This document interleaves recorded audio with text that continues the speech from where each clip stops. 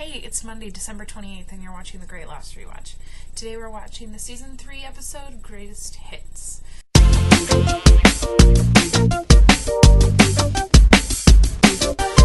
This is a Charlie-centric episode, and this is where I start to get a little distressed this season. Let's start with the flashbacks. Charlie recounts his greatest hits in life. Number 5 is the first time he hears himself on the radio, him in a band. Number 4 was when his dad teaches him to swim at the pool. Number 3 was getting the drive shaft ring from his brother on Christmas. Number 2 is being called a hero after he saves Nadia in an alley in Covent Garden.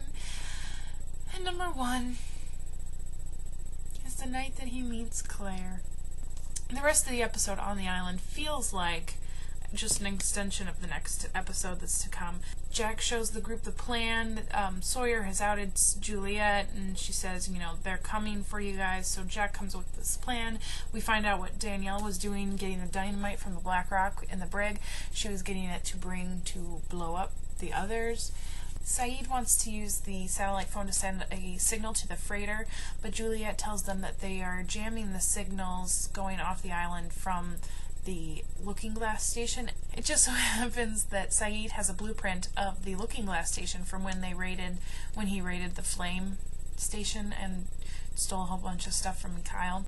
Desmond tells Charlie that he's going to die, and as a result of him dying, Claire and Aaron will get on a helicopter and leave the island. So Charlie has decided that he's going to go through with whatever it is that causes him to die, and Desmond says, you're in this room, you're in a Dharma station, there's a yellow blinking light, you punch in a code, and then you drown.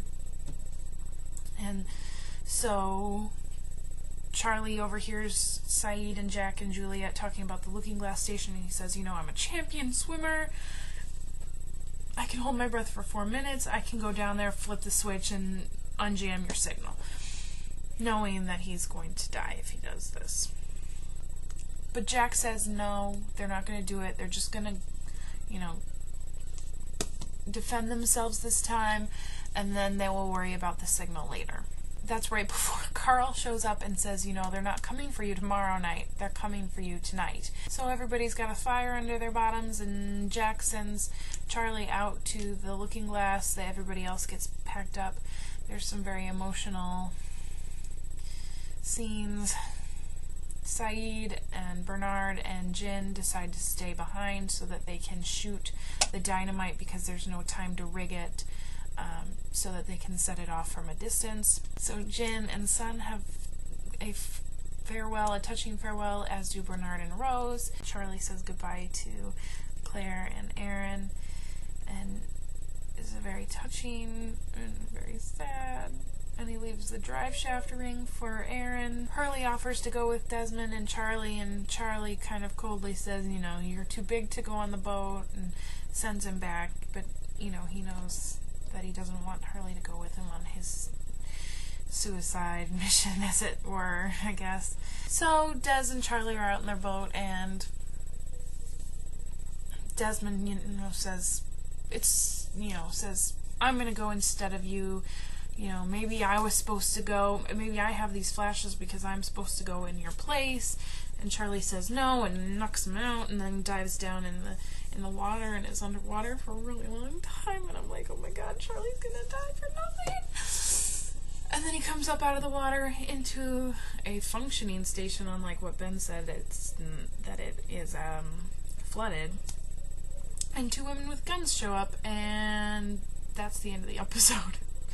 An interesting bit of irony here. If you follow the gun that Alex gives to Locke in The Man Behind the Curtain, she gives it to Locke to defend himself.